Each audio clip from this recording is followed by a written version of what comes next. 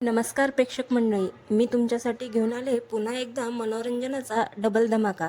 कारण तुमच्या आवडत्या 2 मालिकांचे प्रोमो मी घेऊन आले एकाच व्हिडिओमध्ये. तू ही रे माझा मितवा या मालिकेच्या नवीन प्रोमोमध्ये आपण पाहतोय, जेव्हा रामनवमी विशेष रामाची पालखी जात असते तेव्हा ईश्वरी ही रामाची पूजा करून आलेली असते.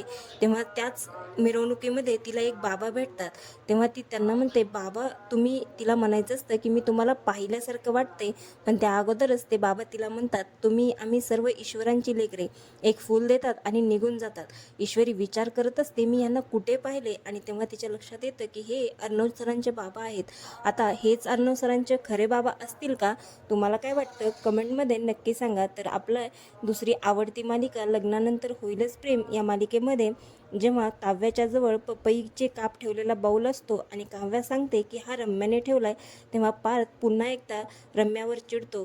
त्याला माहीत असतं की रम्या हे सगळं जाणून बुजून करते. तो रम्याला म्हणतो, माझ्या बायकोपासून आणि बाळापासून लांब राहायचं. पण रम्या काही बोलण्या अगोदरच तिथे विजय येतो आणि पार्थचा हात पकडत म्हणतो, रम्याला काही बोलण्या अगोदर तुम्हाला माझा सामना करावा लागेल.